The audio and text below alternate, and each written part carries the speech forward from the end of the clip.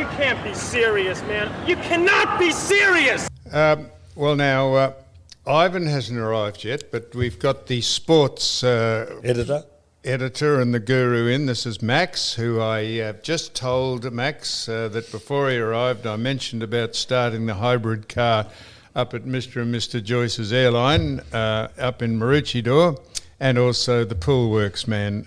But he wasn't there for the Pool Works man.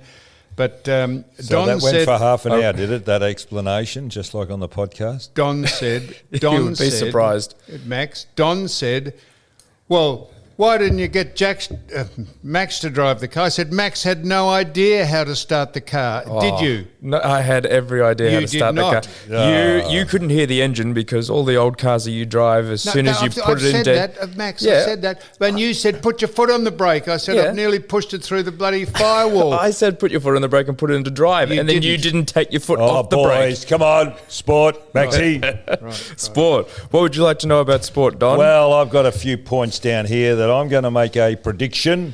Okay. That Mason Cox, if they let him go on the ball a little bit more at Collingwood, and I said this a few weeks ago, he'll be the number one ruckman in the league. He reminds me, Max, of a fellow called Graham Fellows who played for Collingwood in the 1950s. Mason Cox has the same body shape. 1950s. Graham Fellows was unique. He was so tall. I played against Graham Fellows. You wouldn't. Wes Fellows, probably. Oh, where? No, what? Go on. Anyhow, just see when Graham Fellows... He wouldn't have... No, go on then. Anyway, he reminds me of... who did I say? Mason Graham Cox. Fellows. Oh, sorry. Graham Fellows, who also played for Collingwood. He was a very tall man, had the same shape, tall and slender. I think they're called either endomorph, mesomorph or metamorph or something, body shape. But he is really very impressive. What he's picked up in the football, I think they were going to clear him at one stage, and he found it very difficult to get a game. But now he's going so well that's why I think they could look at maybe moving Grundy on and saving a little bit of money. Well, I'm very surprised you brought that up. That's a very left-wing topic considering what's been happening in sport, but I agree. He's had a very I don't agree to the extent of what you're saying, but he has had an incredibly good year considering that at the start of the year, you're right, he was just about almost done. Collingwood were looking to get rid of him on the off season, but he's bounced back well, and he's one of the other. He's one of those two. So what would you bring up at the Essendon saga? Would you? I'd bring up Essendon. I'd bring up Alistair Clarkson. Before we get off Clarkson. Graham Fellows, Don, we are both correct. He finished in 1964, which was which is the first year I played. So I remember playing on him, but he is in the 50s predominantly, Don. 58 grand final, I think. He played, it says he played games. He played games, that's very good. I'm that's trying helpful. to tell you how many games he played. His son Wes followed. Yeah, Wes Fellows followed, yes. He played, I can't tell you how many games he played. I remember him doing a drop kick at the MCG in a final game. So and he could mark around the ground too. So go on, you got onto Essendon, Max. I said to Don, I was a captive audience because you and Jack are besotted with anything any football game, whether it's good or bad, and I had to sit and watch it because I was a captive audience. And Essendon, seriously. This is why people don't go to the football. That was schoolboy stuff, that nonsense that they played, and it's easy to knock them when they're down.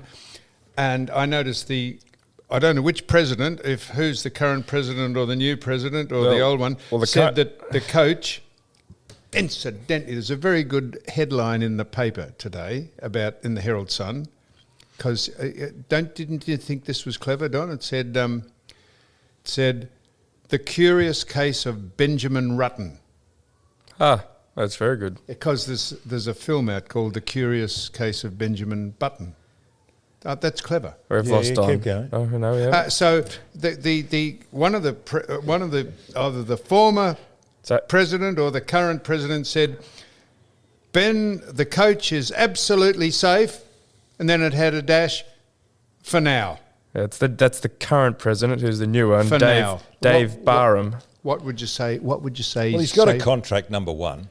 Well, why would you say he's safe for now? That means that's a non-statement. Contract means nothing in the AFL anymore. Okay, well, they've got to pay him out. That's fine, and they've got to pay him out. So that's fine. But what comes out to me, I look a little bit deeper into this. Good on they've you. They've got a chief executive there called Xavier Campbell. Very good, Now, man. Oh, very good, is he, Maxie? Yes. Okay, well, I think they're setting a very dangerous precedent. He's gone through at least 3 presidents, and I would say in his time there, he's probably appointed 10 to 12 top executives who have either left or resigned. Wouldn't you say that the chief executive is in charge of the football club? What influence does the president have on the performance of the team? The appointments are done within the club, and I would be looking very seriously at the CEO. And the other precedent, what they're setting is, he is the only constant. Common denominator? No, he's the only constant. Yes, constant. At the club. And what they will do by these people going in and out, they will start to rely more heavily upon him. He will have power, and he could be the power and the problem behind Essendon. So from what I understand about Xavier Campbell Yes. as a CEO and as a person and as a businessman is that he's incredibly good at what he does, and what that is What's that? financial investments and all that sort of stuff. Essendon, He's a marketing man. He came from the marketing just department. Hang on a second. Essendon is one of the very few clubs that's actually not in a deficit in terms of a business standpoint. And do you know where he's that very started, good at what he Max? does. Do you know what that started? What did that start? Essendon were a very, you just about touched it. Essendon were a very well-administered club through my time, the 60s and the 70s. They didn't have the success, but they were exceptionally well managed. Yep. They were very, very financial, and that base was established back then. You know what they've never And recovered from, don't you? Yes, the drug saga. The disgraceful stuff they had to put up with the drug scandal, aided and abetted by a corrupt and dishonest press who rounded them up for that's reason. your thing. Listen, let's just move on from that. Well, that's what they haven't moved on. That's okay, what's- well, Carlton were also in breach of the salary cap. It took them years, and they're only just starting to get their act together Yeah. now. So they were penalised too, very harshly. What's the man Jess's name? He had 2 sets of books there. Jess where? Now, what's the bloke who was in charge of Carlton? No, they breached the salary cap. Yeah, he the had AFL he had investigated. 2 sets of books. Ian Collins. No, mate, he got charged with it. I can't think of his name. But hang on, Jim Jess. you're not suggesting that Carlton or Essendon were on the same form of No, well, of what low I'm level, saying were is you? that there are setbacks. Let's get over the setbacks. Well, Let's just I'm get just over the saying they've never setbacks and recovered move from on. Other clubs have had them. I just gave you an example of Carlton Oh, breaching the salary cap, and they're only just starting to get their act together again. You cannot compare what Essendon went through to just about any other club. That is a unique set of circumstances on its own. Carlton did not or could not recruit for a couple of years. No, yes, they Don. could. No, Don't- Don. They I'm half with you, Don. But that stuff that Essendon went through was debilitating to the club, the fans, the players. That was a disgrace. That was handled by. I'm not sure if our friend handled it. No, he didn't. Well, Demetrio was the man in charge. whatever. It was a disgrace, and the press. I'd love like to name the press. Okay, but I think there's I'll more. name 'em. You're getting onto that drug saga, which is getting off what we said. To sum it all up, I'd like to get Bruce Reed's tapes on the drug saga. He was the doctor at the time, and he's done a tape. Unfortunately, Bruce has passed on, and they're in safekeeping. His So son's Don, in what would possession of them. So what would I tell you what the tape would say. This is my take on it. He would say, Well, you don't know what Yeah, the put a tape would disclaimer say. on it just in case Essendon come I'm after us. saying this is be my take on it. He would say that he wasn't in favour of the drugs. Well, we don't know what he'd say, so I'm- don't surmise. I am surmising, Don. That's what we do here. I am surmising that he would say he wasn't in favour of the drugs program, the supplement program, and he said to them he didn't think it was ethical and all that, and he warned them about there might be ramifications. And on the other side of it, he said, but he was a bit out of the loop, and it was new technology. And on the other side of it, James Hird said that he was assured that there was nothing illegal, there was nothing, and he took that on face value. The other thing that surprised me about Essendon too, Kevin Sheedy's on the board. He's also an employee. Is he? Isn't he compromised? Well, everyone's compromised. No, hang on. But he's on the board and he's a paid employee.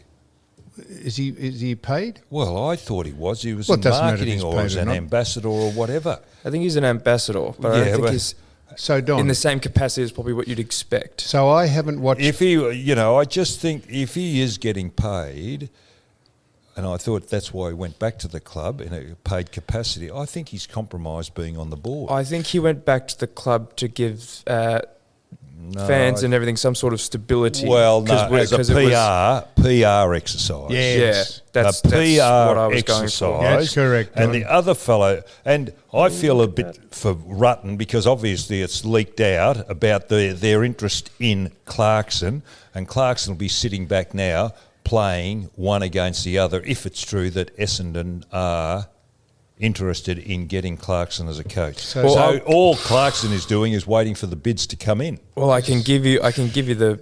If you want to talk, go on. No, I was just going to... No, if you keep going on Essendon, I was going to mention the Carlton... Who was it? Yeah, hang on. But wait, after this, so hang on. I'll give you a quick update on Alistair Clarkson. So there were 3 clubs initially in the race for him. That's Greater Western Sydney, Don, GWS, North Melbourne, and Essendon. So here's the update. GWS have dropped out. They're most probably going to sign Adam Uze, an assistant coach at Melbourne. Very good player, very good coach. North Melbourne have this morning. We don't know. No, you don't know that. Don't know. Max. I'm supposed to. He's a good man. I'm very. Oh, I don't know. Oh, yeah, okay. You're only as don't good as a make cat. outlandish statements, please, Max. Go on. Shut up, cock. North Melbourne have this morning given Alistair Clarkson 24 hours to decide whether or not he wants to I come heard that this to that morning. club or not. North In Melbourne. other words, excuse the expression, but he's fucking them around. If they've given yeah, him North. an I think ultimatum. North are just sweating on the fact that No. I playing think the odds, Don. that's right, and that's what he's doing, upping his ante. And if they've given him, and I'm glad they've called him out and said, "Righto, make your mind up." That's fair enough. And probably the least bit of reported news or They called his bluff, Don. That's Yes. right. He He's played learned Hawthorn something on a over the break. poker over the weekend. And yeah, apparently Clarkson has come out and said that he favours Essendon to go to, which I wouldn't believe in the slightest with what's going around in the press nowadays. So that's the current on Alistair Well, Clarkson. they're 2 great clubs to put your name to because the only way you can go is up. North's not a great club. And Essendon, I'm just saying, the only North's have to about win a handful of games and you become a star. Now, Don. Now, hang on. Oh, Just no. while we're on football. Well, let's I'm go on back to football. a point of what? I'm on football. Yeah, he's I on want to ask football. you a question. Yeah. Oh, okay. So, did Yeah, you Rainbow. see who'd they play? Richmond and No, Carlton and Melbourne. Carlton and Melbourne. Don, you would have. Did you watch that game? I only saw the last kick of the game. So I watched. I was. Pickett's got the kick and screwed around his body. Fantastic, Pickett. Only watched the fantastic. halftime. Mate, I watched because Jack is an avid Carlton fan. So what's your point? My point is, how did that side who was trying to get into the finals, how did they possibly lose that game? I'll tell you how they lost it. None of the commentators said this. In the dying stages of the game, one of the Carlton players on the half-back line fumbled the ball because he looked up at someone running at him. Good on you, Johnny. Jack Newns. I didn't know. Good on you, Johnny. So he fumbled the ball because he Well looked done. up, and another big bloke, Yeah, when the keep ball going. went down, dropped the mark. A Yeah. simple mark because But he that- shit himself. Yeah, now, well Don, done. Now, Don. Why if don't those- people? Why that gives me the shits, and that's why I turn the fucking volume Well, down. no one mentioned the commentary. Yeah, because they will not call them out Well, and say that. Well, so Don. Well, you can see it on TV I when said- they I said- shit I themselves. said- If you've played the game, you know the bloke in that You're situation. shouting, Don, please. Well, I'm getting upset I because know. it really irritates me. The commentators are not doing their job properly. And if they couldn't have saved that game with a minute and a half to go by Yes. chipping it, and I hate chipping around and all Yeah. that, seriously, and if Michael Voss didn't take those people aside, those two people, the bloke who fumbled and the big bloke who dropped the mark. Did you hear their commentary after the game? Voss stormed off the ground and they said, he realised what he did in this woke society. He went back and cajole, with the players and whatever else. He was wild and he was storming off the ground and he was well within his rights to let him have it. But he then retracted. Who haven't watched football for 3 years, that was so obvious that game was lost by those two mistakes, and the fact that they didn't have the nous to kick the ball away from anyone in a Melbourne jumper for 90 seconds. It was extraordinary how they lost the game. And good on Pickett, what a star for doing that, but shit, fair dinkum. And that probably they won't play in the finals as a result. The other thing that shits me about football is clubs, when they start getting involved and getting the law. Now, last week, the law involved, and last week, Cripps got out on a point of law. Cripps got out on a point of law. There were two lawyers. They're both ex-Hawthorn players. One is Richard Loveridge, a lawyer, and the other is Stephen Jurek, who played at Richmond and Hawthorn.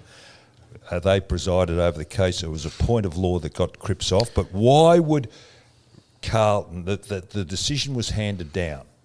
Now, the other thing which is interesting in that case... Why would Carlton what? They wanted him out. They appealed. Who wanted him out? No, he's paraphrasing here. They wanted to get Cripps off his charges of a two-match ban. Why wouldn't you? He just hasn't worded that right. They've used the point... Well, good on them. A point of law. You would exploit every opportunity. No. But how weak is the judiciary? Bring law in? This is the thing where, it's got to be... And the other thing is, too, about that charge on Cripps, the fellow that he hit... Calamachi. Has got no awareness, as a lot of other footballers nowadays have not got awareness of what's going on around them. They have not been educated and they have not played football in the right way. This is a dangerous game. He should have turned his back a little more and he would have received that in the back. Now, that's happened in days gone by, Jack.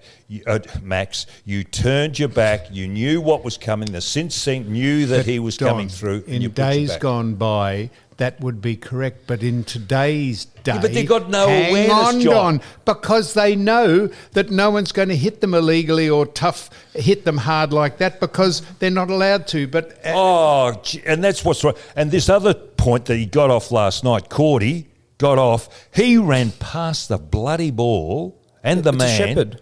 Bullshit, that wasn't a shepherd, that was a cheap shot at a bloke chasing somebody, head down, chasing. Can't you do within Why 5 wouldn't he metres? put his hands out and shepherd, stand between the Max? Get my name right. Get my name right. You're walking by the skin. This is just because it was a cheap shot. Just because the people are bigger, it's not their fault that they're going up against littler blokes. What are you talking about? That Zane Cordy and Cripps, just because they have 20 or 30 kilos on the other people that they inflicted. It's a big man's job. Now listen, I'll give you a little. Okay, here, it's a block. It's a shepherd. It's within the rules. In football, there are two types. There's the small man and the big man. When the small man runs around the big man, bouncing the ball and showing his skill and whatever else, making a fool, the crowd all clap. And you know what the big man, the crowd clap because the crowd clap, not the cloud. The cloud crap, you said. Yeah, that's a spoonerism. Shut up. That's a spoonerism, Don. I've never heard anything more relifeless. But then when the big man uses his asset, which is his strength and his weight and his height, to advantage, and he takes someone out, they boo. So you got two aspects of football there. And that's a big man's job, to take out a little man if he gets the opportunity. And then when he does, the cloud craps really loudly. Now, Don. That's what Cordy did, and he took a cheap shot at somebody. It's not a cheap shot, it's a shepherd. It was a cheap... And the AFL shit themselves because of what happened the week before with Cripps. No, well done with the Carlton people for going to the law, using every avenue to get their man off. How they got their man off, and this is what happens when the chips are down and when... the chips are what? When the chips are down... Chips are down, the chips get going? What? What the shut up? When the chips Aren't you confusing, isn't it? When the Or Going gets a mixed tough, the tough metaphor. gets going. Dan, just shut up now, just for a second. The chips mean the poker chips are down. Don, you bet. Not the Smith's chips. This is not a mixed metaphor like the cloud crapping. Don. Hey, my grand, I should Don. bring this up in the winter. That's a spoonerism. That's I like should saying bring I've up never something heard my anything grandchild said to more me. relifeless and all my dick. Now, Don. My dick. More relifeless. Don. So, don't you think, Don, it's a hometown decision. They wanted Cripps to play to give Carlton a chance of playing in the finals, so they didn't suspend him for a week. They thought, we'll keep our 2 best weeks. players. We'll just won't suspend him for a week for a start. Oh, We'll just see. I don't think he should have got reported. Anyways, let's keep Well, going. Hang on, whether you're he saying I Cripps don't- shouldn't No. have... Oh, well, we're saying the That same bloke- thing, Don. What? We're saying the same thing. I don't think Cripps should have gotten reported But either. I said Cordy should have been rubbed out. Now, Don. It's a shepherd, though. It wasn't Boys, a shepherd, it was a cheap boys. shot. Now, quickly before we have the doctor from Sydney on the line, I wanted to mention just two things. This is sport. I want to know about the, talking about sport, the Colac Sports Night that's coming up this weekend. Don. How are the tickets going? Don, Here we go. Don, I How are was the tickets just going? about to mention two more important things No, than the this is- Colac this is Sports big. Night. Are you on with anybody else? Two Australian women. Oh, is he doing something? He's doing the Sportsman's Night at Colac. Two- The tickets are sold out. Two Australian women. Well, I've been told from a Colac resident and businessman that tickets it are can't be the sold two. out. The tickets are... Do you think the podcast is keeping you relevant? Two Australian... Excuse me, do you think the podcast is keeping you relevant? Yeah, sure, Don. Two Australian women who did very well in Monaco. I call it Monaco. I don't know Monaco? why people call it Monaco. Monaco. It's Monaco. A pole vaulter called Nina Kennedy. Where's the athletic field at Monaco? In the casino. Well, they have the Diamond... Or on the beach? They have the Diamond League It's a- Athletics. It's a world-class stadium Where? in Monaco. You've... Oh, I was watching it on the television, Don. They've got it. They've got it. I Yeah. thought it was just a cliff No. coming down and the houses wherever. You No, it's just where the- stupid that's- man. that's just where the- they have the Grand Prix. Yeah. That's right. Where they have, that's all I thought Monaco was those hills. do you think in the Melbourne's background just- do you think coming down to Melbourne's the just beach. Albert Park Despite Lake? what you think about Monaco, Don, Nina Kennedy is a pole vaulter, extremely good-looking person, which has got nothing The to Australian girl. do... Oh, my Godfather. That's why I'm mentioning it. Two Australian women. She was very good at the Commonwealth Games. As well. Did you see the Commonwealth Games? I'm going to get this finished, Don. Two Australian women did very well at the Monaco Diamond League Athletics. Nina Kennedy, who's an extraordinarily good athlete, and a woman javelin thrower called... Oh, go on. You're going to Very interrupt good. that. In a clutch moment, that girl comes to the fore. She won it on the last throw. Kelly Lee Barker. Very good. Oh, well, I wrote She's it a down, Don. That's she's why a it's very pressure good. athlete. So two that thing there? That's Australian notes. women doing great, and the woman high jumper. But they did well in the Commonwealth Games. And the woman high Which one? Not the one that From married... the Lee and Gather? No, not the one that married someone you can't pronounce her name now. The other one who just sprang out of the ether and won the medal. Fantastic. The women are Did you fantastic. write a name down? Because the high jump wasn't on in Monaco. Oh, So they what do didn't. They didn't televise it. Well, what are you talking about? I was talking about the two people I Well, was how watching. did you know about the high jumper? Because she won the medal at the Commonwealth Games. Yeah. Well, that's how Well, I you know. told me you didn't watch it. I watched what? We're yeah. Okay, Don, we're gonna. Well, fuck. We're going to wind this up now. So we've had a little bit of football, a little bit of women's athletics. They're fantastic, the women. Fantastic. And the Colac Sports Night. No. Yeah, What time's it start and where is it? What? Hey, Max, also this Right. time of year, mate, your father mightn't have smelled it much, but the smell of grass this time of year, if you're playing in the finals... Don, I'm it's pretty just sure he started- smells grass quite regularly now. No, it's a different smell, this grass.